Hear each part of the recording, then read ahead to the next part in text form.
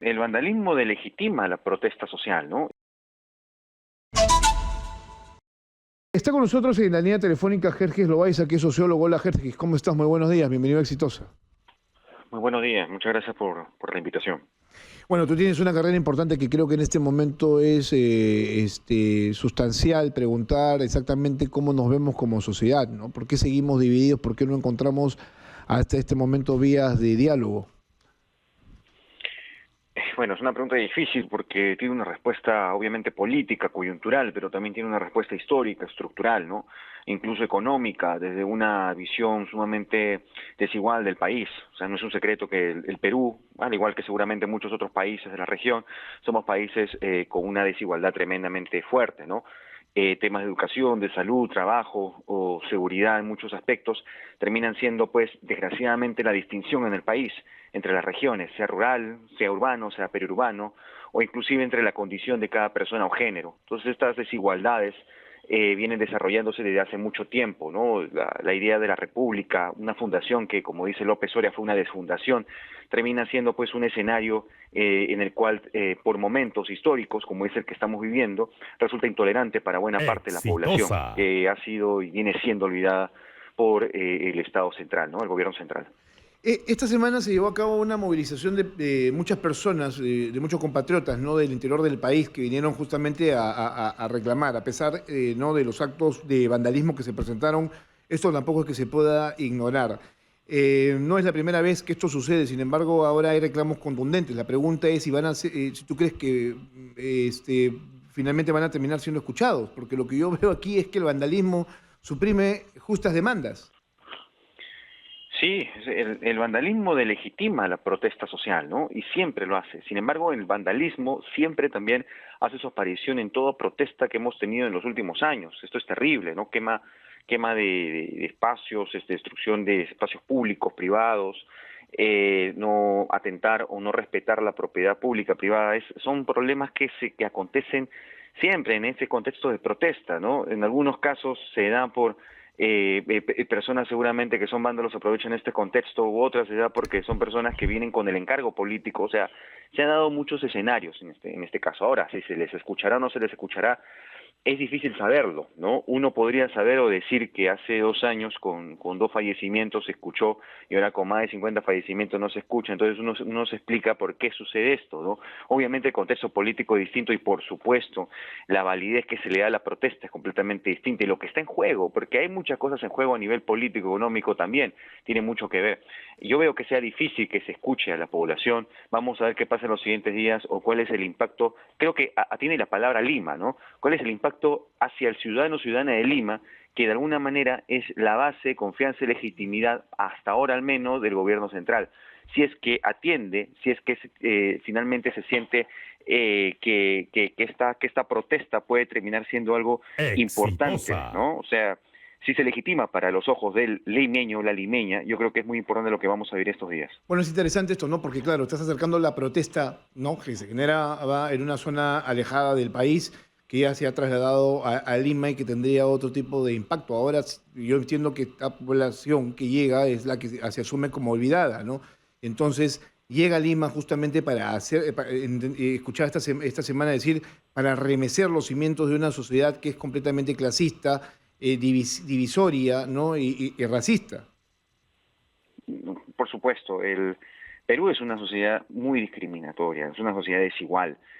Si nosotros vemos las cifras, la desigualdad tiene características no solo implícitas, sino muy explícitas, que tienen que ver con la edad, o sea, es adultocéntrica, tiene que ver con el color de piel, es racista también, tiene que ver con la zona geográfica frente al urbano, frente al rural, tiene que ver con la clase social, ¿no? Con los ingresos económicos, tiene que ver con el idioma, el español frente a los demás, entre ellos el quechua, tiene que ver con muchas características patriarcal también, que por desgracia nos hace ver que algunos dicen el que tiene lo tiene por esfuerzo, eso es mentira. No, no tenemos por esfuerzo, tiene que ver nuestro color de piel, nuestra edad, nuestro género, nuestro sexo, nuestra condición hasta religiosa, tienen que ver muchos otros elementos que facilitan esta posibilidad de sentirnos o hallarnos bien, ¿no?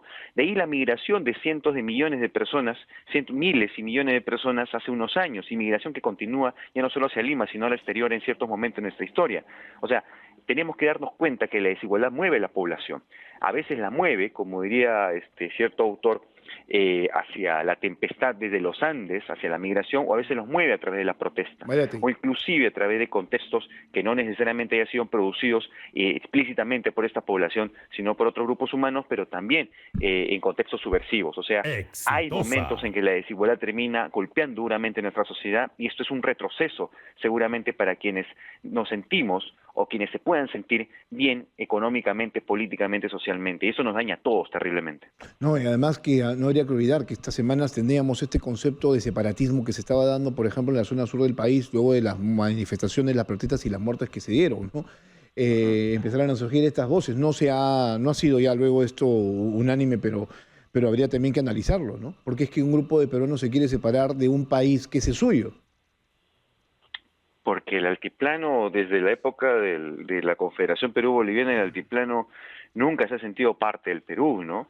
Desde Arequipa hacia el sur ha tenido una existencia y naturaleza diferente, distinta, paralela, se puede decir. Lo mismo pasa con la selva peruana, ¿no? El gobierno central, y esto es histórico, no ha tenido el interés de poder, se puede decir, unir, ¿no? O tener una planificación mucho más amplia desde la costa hacia el resto del Perú. El Perú ha sido la costa, y más precisamente el Perú ha sido Lima.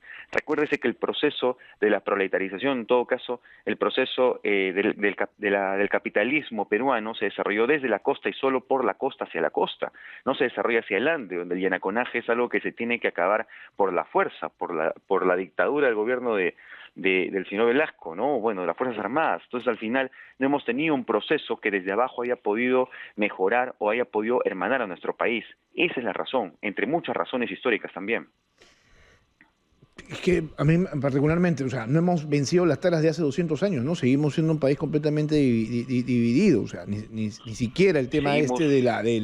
de lo que fue el levantar el sentimiento, ¿no?, de patriotismo a propósito de que somos libres e independientes desde hace 200 años, no, bueno, ya 202 para 3 años, no ha cambiado nada.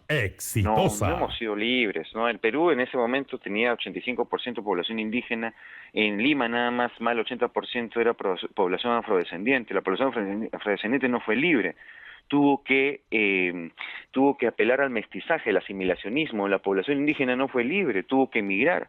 Mis abuelos migraron, mis padres migraron para poder darse un lugar en esta ciudad, ¿no? Y ser, de alguna manera, apelar a la ciudadanía. Muchos huyeron a diferentes partes, a diferentes ciudades, y tuvieron que soportar las burlas, tuvieron que soportar los insultos, ¿no? La discriminación, y tratar de convertirse en personas de ciudad, tratar de convertirse en limeños, limeñas. Entonces, esto es algo que nos ha caracterizado como país. O sea, el Perú, ¿no? O sea, hay que entender esto, ¿no? El Perú no se ha independizado como tal hace 202 años, y aún a la actualidad no lo entendemos y no lo comprendemos. Seguimos, deseamos, queremos, intentamos, como decía cierto autor, construir estas fronteras entre unos y otros para poder darle un orden natural a las cosas. Y este orden natural es en que unos son superiores y otros son inferiores. Y los inferiores tienen que darnos de comer y no pueden tener los mismos derechos que nosotros, porque no nacieron para eso. No nos explicamos por qué creemos o tenemos esa idea de la sociedad, pero es muy peligrosa porque está pasando lo que pasa. Creemos que este orden natural nunca va a cambiar. Está cambiando y está intentando cambiar. Tenemos que verlo. Uh-huh. ¿Qué crees tú que, a propósito de que hablas de cambio, ¿no?, que pueda pasar en los próximos meses con el país? Bueno, yo creo que hay una reflexión cada vez mayor sobre lo que es el Perú, ¿no? Se ha creído en buena medida de que esta división clasista, o esta división discriminatoria, o esta división del Perú es una división natural, como lo es en su momento, pero puede que termine cambiando, modificándose, transformándose. O sea, lo que estamos viviendo no lo hemos vivido hace mucho tiempo, ¿no? Se han dado rebeliones esporádicas, pero que han sido detenidas siempre por las balas, ¿no? Desde hace mucho tiempo. Pero en realidad tiene un momento histórico importante, que es después de la Guerra del Pacífico, donde empieza todo esto, ¿no? Entonces nos tendríamos que poner a pensar qué posición va a tomar la ciudad de Lima o las ciudades. ¿Van a unirse a la lucha? ¿Van a tener una visión mucho más sensible frente a estas motivaciones o no?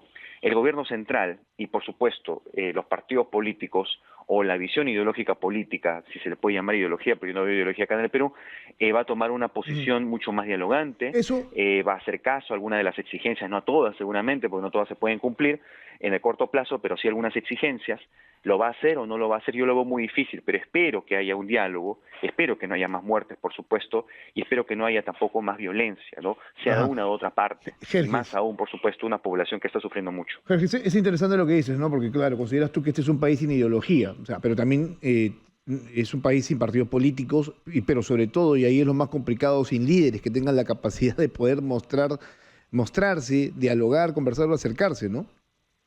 Ah, claro, sí, sí, no, no hay ideologías, no hay derecha ni izquierda, muchos hablan de derecha e izquierda, eso es mentira, ¿no? No hay ideologías de ningún tipo, las ideologías Claro, acabaron cuando fallecieron estos pensadores en los 60, ¿no? pero lo más complejo es no tener gente que sea relevante, o sea, gente que pueda acabar con esta situación tratando de encontrar puntos en común. Antes tenías políticos que se reunían y que podían concertar. Ahora la verdad es que no tienes absolutamente a nadie que pueda movilizar el más mínimo grupo de gente, ¿no? El problema es que la tecnocracia se hizo famosa después de los 90. En los 90 el peruano, la peruana común empezó a creer que el tecnócrata es el que tiene que gobernar, no el político. El político, la política es el que sabe concertar, el que sabe dialogar, el que sabe hablar. Ahora tenemos tecnócratas, personas que dicen yo tengo la fórmula para que el Perú produzca económicamente, no importa más. A mí no me importa si me crees, si me escuchas, si me entiendes, yo ni siquiera sé cómo llegar a ti, lo importante es esta fórmula. Entiéndela, si no te caigo por la fuerza. Entonces no existe ese diálogo, no existe esa preparación. No existe esa capacidad de conversación, de humildad o sencillez, en Exitosa. todo caso diplomacia básica. Vemos una presidenta que cada vez que toma la palabra empeora las cosas. Entonces, eso es lo que tenemos. Bien, Jorge, muchas gracias, un fuerte abrazo, muy amable por hacer esta gráfica, ¿no es cierto?, de cómo es que somos como sociedad completamente dividida. Yo también espero lo mismo que tú, que prime el diálogo, que haya algún tipo de acercamiento, pero eso también va a depender y es reiterativo lo que digo, ¿no? O sea, ya hasta cansino el hecho de que todo es compromiso, pero yo no lo veo en el corto plazo. Siento que todo el mundo está tratando de coger agua para su molino, de defender su propio interés, ¿no es cierto?, de posicionar su propia propuesta y que esto va a seguir siendo más, más conflictuado y que vamos a camino, ¿no es cierto?, que el país sea ingobernable. Sí, totalmente de acuerdo, sí. Ojalá que sea, que haya un cambio, una transformación. Ojalá que sí, todos lo esperamos. Y no, Ojalá que sí. y no tendría por qué ser demorar tanto, ¿no? O sea, eso complica muchas cosas. Y sobre todo complica a los que menos tienen en este país. Mm. Bien, Siempre son los que más pierden, justamente, los sectores más empobrecidos, vulnerables, olvidados. Sí. bien, Jerjes, gracias, muy amable.